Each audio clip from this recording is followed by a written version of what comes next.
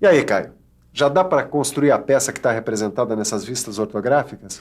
Acho que dá, Ananias. Eu até já fiz a perspectiva isométrica. Dá só uma olhada.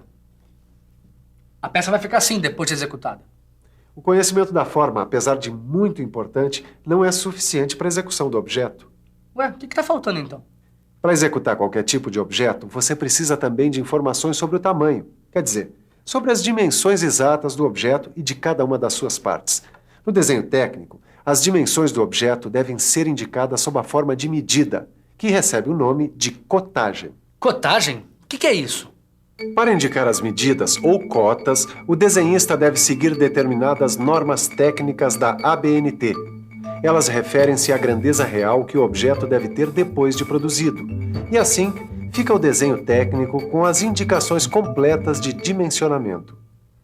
Para executar uma peça a partir do seu desenho técnico, como o Caio quer fazer, é preciso interpretar corretamente as medidas indicadas. Se a interpretação for feita de maneira errada, a peça também sairá errada. Por isso, na teleaula de hoje, você vai conhecer as regras básicas para a cotagem de desenhos técnicos. Assim como aconteceu nos assuntos anteriores, você vai começar o estudo pela interpretação de cotas básicas em modelos simples e, aos poucos, vai aprofundando seu conhecimento pelo estudo de peças mais complexas. Se você está com muita vontade de aprender logo a executar uma peça, não saia de perto. A nossa teleaula já está começando.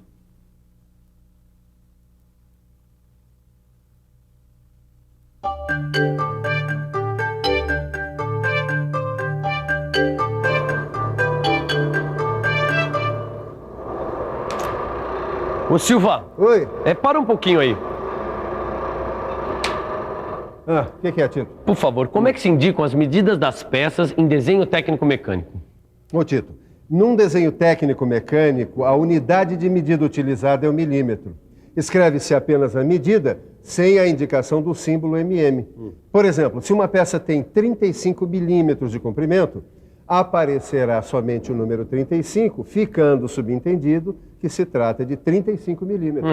Assim fica muito mais fácil de interpretar desenhos cotados. Só que para isso você vai precisar saber os 3 elementos básicos que são os elementos de cotagem. E quais são os elementos de cotagem? Cota ou valor numérico, linha de cota e linha auxiliar. Dá uma olhada nesse desenho que está aí em cima dessa bancada. Esse aqui? As cotas são os números que indicam as medidas da peça. Está vendo as medidas básicas da peça que está representada? Eu estou sim. Elas estão indicadas pelas cotas 50, 12 e 25. Tá bom. E qual é o próximo elemento de cotagem? São as linhas de cota. O que é isso? Dá só uma olhada aqui.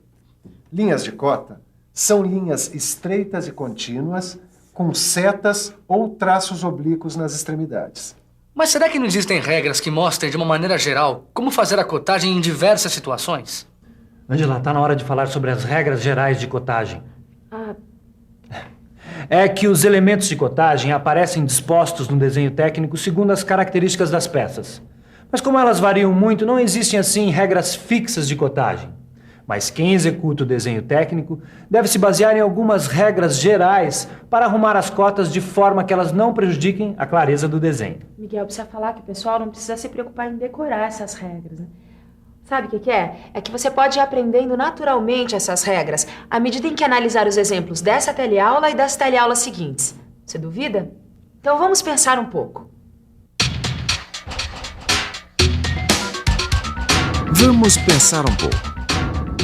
Deixa eu ver se consigo entender essas regras gerais. Bom, pelo que vejo, quando a linha de cota está na posição horizontal, a cota deve ser indicada acima e paralelamente à sua linha de cota. E os algarismos devem estar centralizados a uma pequena distância da linha de cota. E se eu entendi direito, quando a linha de cota está na posição vertical, a cota pode aparecer do lado esquerdo e paralela à linha de cota. É isso. Mas também a cota pode estar perpendicular à linha de cota, interrompendo-a. Agora deixa eu ver uma outra situação. Quando a linha de cota está na posição inclinada, a cota acompanha a inclinação para facilitar a leitura. Ou então, é representada na posição horizontal, interrompendo a linha de cota. Acho que eu já estou entendendo. As linhas de cota devem estar sempre em posições que permitam a leitura das medidas sem que seja necessário mudar a posição da folha de papel. Ananias, são fáceis essas regras gerais, né? Olha essas vistas, por exemplo. Na vista frontal, aparecem 2 rebaixos iguais, mas apesar disso, um deles está só com a cota de largura e o outro só com a cota de altura. Eu só posso concluir que em desenho técnico não se repetem cotas sem necessidade. Concluiu muito bem, Caio. Agora analise esse desenho técnico aqui. Deixa eu ver. Bom, o que eu consigo entender é que a vista que transmite a ideia mais clara da forma do rebaixo é a vista frontal. E por isso, a cotagem do rebaixo é feita justamente nela. Perfeito. Isso acontece porque as cotas devem ser sempre indicadas nas vistas onde os elementos aparecem melhor representados.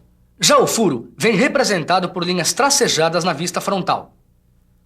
Pelo que eu entendi, sempre que possível deve-se evitar a cotagem de elementos representados por linhas tracejadas. Talvez seja por isso que a cotagem do furo aparece indicada na vista superior, justamente a vista onde a forma circular fica visível. Pessoal, hoje aqui tá realmente afiado, né, Miguel? Aproveita e fala que no desenho técnico, as cotas devem ser localizadas sem que sejam cortadas ou separadas por qualquer outra linha. Tá bom, eu falo. É que nos exemplos que nós analisamos até aqui, as cotas vinham representadas sobre as linhas de cota ou interrompendo as linhas de cota. Só que você tá esquecendo de falar uma coisa. Olha, dá só uma olhada nesse desenho técnico aqui sobre a prancheta. Veja que num mesmo desenho, os 2 modos de escrever as cotas sobre a linha de cota ou interrompendo a linha de cota não devem ser misturados. E além disso, as cotas devem ser representadas em tamanho que as torne facilmente legíveis, tanto no original como em qualquer tipo de reprodução. Tito, é que além das regras gerais de cotagem para a execução de um desenho técnico, você precisa conhecer os métodos de cotagem. Bom, mas o que é que eu tenho que saber, Silva? Bom, é preciso que você tenha conhecimento sobre a função da peça, o processo de fabricação, os métodos de controle de qualidade que serão aplicados. Sabe, Tito, uma peça nunca deve ser considerada isoladamente. Ela sempre faz parte de um conjunto no qual desempenha determinada função. Toda peça deve ser executada segundo um determinado processo tecnológico de fabricação que torne a sua produção a mais econômica possível. E para que o resultado seja conseguido, Caio, as peças devem ser controladas não só durante, mas também no final da execução. Assim, é possível garantir a correspondência entre o produto acabado e o seu desenho técnico.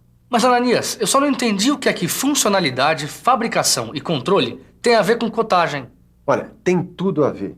Esses 3 fatores interferem diretamente no método de cotagem, quer dizer, na maneira de cotar o desenho técnico. Bom, levando em conta a função da peça, sua execução e sua verificação, as cotas podem ser funcionais, não funcionais e auxiliares. Agora dá uma olhada aqui nas cotas funcionais. E o que é que são as cotas funcionais? Bom, são aquelas que indicam a forma, a grandeza e a posição de partes essenciais para o funcionamento da peça. Olha aqui. Nesse desenho, a cota 12 é considerada funcional porque está relacionada com a cota do furo, onde esse pino vai se encaixar. Na execução da peça, essa cota deve ser rigorosamente respeitada, para não comprometer o funcionamento do conjunto. E as cotas não funcionais, Ananias? Bom, as cotas não funcionais também indicam forma, tamanho e posição, mas referem-se a partes que não são essenciais para o funcionamento do conjunto. Repare que a cota 20 é um bom exemplo de cota não funcional. Ângela, deixa que eu continuo. Eu vou falar sobre as cotas auxiliares. As cotas auxiliares complementam as cotas que a gente viu até agora. Elas aparecem no desenho apenas para evitar cálculos e podem ser indicadas entre parênteses. Dá uma olhada. Essa cota aqui, a cota 40, é uma cota auxiliar. Veja que ela é a soma da cota 30, que é uma cota funcional, e da cota 10, que é uma cota não funcional. Ângela, fala você da cotagem geométrica. A forma geométrica de uma peça também é muito importante na determinação da cotagem.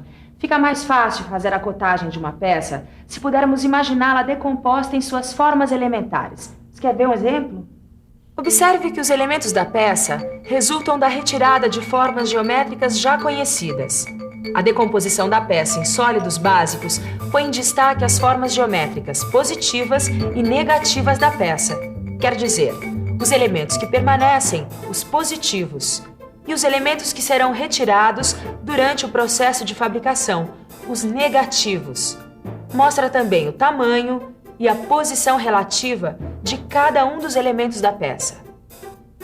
Segundo esse método de decomposição geométrica da peça, as cotas podem ser classificadas em 2 grupos: as cotas básicas e cotas de elementos.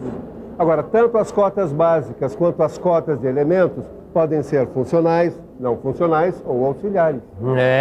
Pelo jeito, quem tem que ler e interpretar o desenho técnico para executar uma peça tem que saber distinguir quando uma cota básica ou de elemento é funcional, não funcional ou auxiliar. Exatamente. Só que quem, como você, estiver começando, precisa primeiro aprender a ler e a interpretar as cotas básicas e as cotas de elementos. É verdade. Tá? Vamos começar pelas cotas básicas. Cotas básicas são aquelas que indicam o comprimento, a largura e a altura do objeto. A partir dessas cotas é possível determinar as dimensões do material necessário para a fabricação da peça. Dá só uma olhada na cotagem desse modelo aqui. Para executar este modelo, nós precisamos das suas dimensões básicas: comprimento, largura e altura. A cota da altura aparece indicada na vista frontal, a do comprimento na vista superior e a da largura na lateral esquerda. Entendi, Ananias. Agora é só a gente medir o modelo com a escala e vamos encontrar as seguintes dimensões: comprimento, 60 milímetros, altura igual a 30 milímetros e largura igual a 15 milímetros. Eu estava reparando que o símbolo de milímetro não foi inscrito ao lado das cotas. Só quando excepcionalmente for adotada outra unidade de medida, que não o milímetro, o símbolo correspondente deve vir ao lado da cota. Sabe, Caio, existe mais de uma maneira de cotar o mesmo desenho. Então deixa eu ver quais são. Tá certo. Eu tô vendo que a pessoa que executa o desenho deve escolher, de acordo com as características da peça, a disposição das cotas que permita identificar da melhor maneira possível as dimensões da peça. Agora, quem lê e interpreta o desenho técnico deve ser capaz de associar cada cota à dimensão que ela representa. E para isso, nada melhor do que ficar de olho na nossa revisão. E atenção, se liga aí que é a hora da revisão. Na teleaula de hoje, nós conhecemos os elementos de cotagem dos desenhos técnicos. Aprendemos regras gerais de cotagem. E acompanhamos os métodos de cotagem. Bom, você deve estar imaginando que para executar uma peça com elementos é preciso ter as cotas dos elementos e também as cotas básicas. Mas isso já é assunto para a nossa próxima teleaula. Agora, aproveite os exercícios no seu livro de estudos, porque assim você vai longe. Tchau!